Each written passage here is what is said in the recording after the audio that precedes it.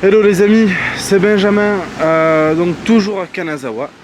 Voilà, nous sommes devant la maison de la famille Takada, dans Kanazawa, donc quartier des samouraïs, c'est comme ça qu'il s'appelle. Est-ce que c'est réellement le cas? Je ne sais pas. Si ça me paraît bizarre un petit peu historiquement qu'on ait pu, comment dirais-je, parquer entre guillemets une telle catégorie de personnes dans un quartier bien particulier. Alors, tout d'abord, précisons la chose. Comme vous le savez, si vous suivez mes vidéos, je suis tout sauf doué au niveau du sens de l'orientation. J'ai mon téléphone avec Google Maps, j'ai un plan de la ville en poche, j'ai le GPS, mais je pense qu'il y a toujours possibilité pour que je me perde. Voilà, donc on va essayer de retrouver tout simplement le quartier qui a l'air très très joli à voir. Et puis comme ça je vais pouvoir rester un petit peu avec vous, vous donner mes impressions comme d'habitude bien évidemment, voilà, échanger et puis vous faire profiter de la vue. J'ai voulu commencer cette vidéo un peu plus tôt car on est en plein centre-ville. Je peux pas vous dire mieux. Voilà, on est en plein centre-ville. Voilà. Et regardez-moi ça, regardez comme c'est calme, comme c'est beau. Alors oui, hein, on distingue bien au fond, vous devez les voir je pense, les buildings, voilà, ça c'est donc tout ce qui est entreprise, etc. Hôtel pour certains. Jusqu'ici tout va bien, mais là on est dans un quartier qui encore une fois est ouvert au public, totalement préservé.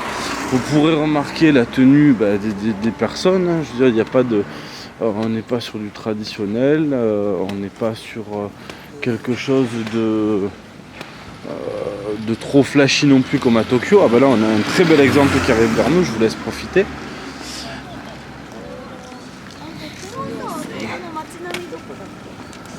Voilà, donc le Japon, c'est aussi ça.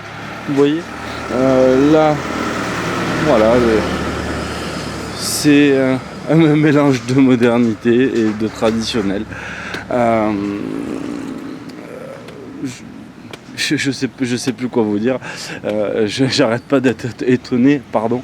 Excusez-moi, il fait un peu froid et j'ai les joues un petit peu crispées par le froid. Oh, j'ai bien envie d'aller par là, moi. Eh ben allons-y. Allez. Qu'est-ce qui se passe? Je découvre en même temps que vous.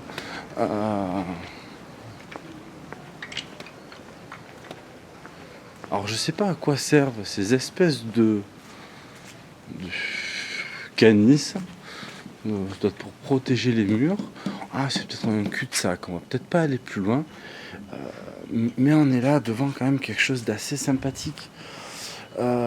Voilà, comme vous voyez, je me suis paumé, hein, ça change pas. Pour un voyageur en sac à dos, ça le fait pas. Je reviens au voyage dans ce pays-là. Vous risquez rien du tout. Comme dirait Coluche en parlant de la Suisse, en Suisse on peut attraper que des médicaments. Ici, à part trouver de l'aide, et puis aussi beaucoup de curiosité évidemment de la part des Japonais envers les Occidentaux, je vois pas ce qu'on peut trouver d'autre. Désolé pour le camion, hein. Là on est vraiment en live.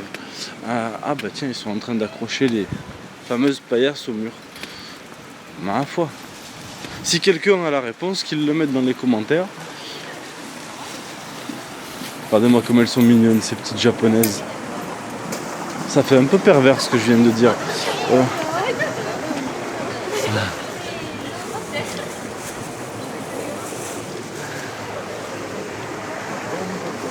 Tradition et modernité, on en revient là. Bon, écoutez, j'espère que la balade vous plaît, parce que là voilà, j'ai plus le plan sous les yeux, j'ai pas envie d'avoir le nez plongé dans les cartes. Je suis là pour marcher, hein. Voilà, découvrir plein de choses. Et puis en même temps, je les partage encore une fois avec vous et ça me rend vraiment très heureux.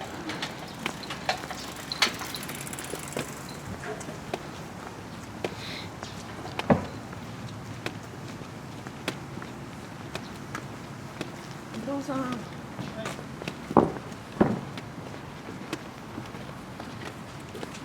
Alors pour les personnes qui sont déjà venues à Kanazawa et qui me regardent, elles ne doivent pas forcément être très très nombreuses, sait-on jamais. Je pense qu'il y en a qui doivent être devant leur écran en train de me dire mais tourne à gauche, tourne à droite. Tiens, d'ailleurs c'est ce que je vais faire.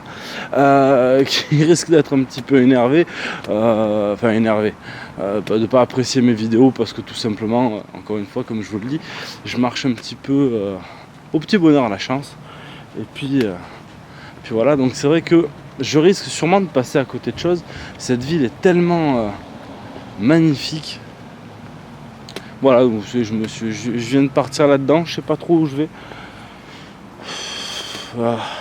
Écoutez, c'est comme ça.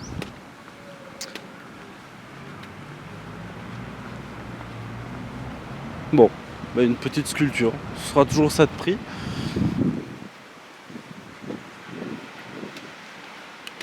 Puis on va essayer de repartir un petit peu. Ah ben voilà, vous voyez, c'est marqué là. Nagamachi Samurai House District. C'est exactement là où je voulais aller. Donc on va faire demi-tour. Et je vous emmène avec moi découvrir le quartier des samouraïs.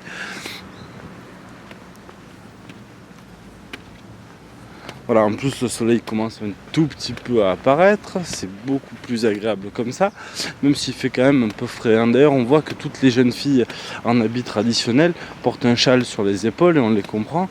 Moi je suis bien content de m'être transformé en oignon avec plusieurs couches aujourd'hui parce que ça pique un petit peu quand même. Mais quand on marche on sent pas forcément le froid. Voilà, ça aussi pour les voyageurs qui partent au mois de mars, mais je ferai peut-être une vidéo, une grosse vidéo pour récapituler tout ça. Lorsqu'on part au Japon au mois de mars et qu'on veut faire une espèce de petit périple, un peu comme moi, hein, donc passer de la mer à la montagne, Tokyo, Kyoto, certains sont allés jusqu'à Nagano, des personnes que j'ai rencontrées, il faut savoir s'adapter. Je pense qu'on n'a pas le choix. Il faut pratiquer la méthode des couches. Voilà, pas forcément envisager une grosse valise avec des gros pulls, ça sert pas à grand chose. Mais un petit sous-vêtement technique, type running sûrement, ou rando, c'est très bien. Un petit pull et puis une bonne veste qui garde bien la chaleur, je pense que c'est nécessaire. Vaut mieux enlever des couches au fur et à mesure et s'adapter. Voilà, mais je reviendrai là-dessus dans une autre vidéo. Excusez-moi de vous avoir embêté avec ça. Je pense que je vais vous laisser là pour l'instant, essayer de retrouver mon chemin, ce serait une joyeuse bonne idée, et puis je reviens très vite. Allez, gros bisous et à tout à l'heure.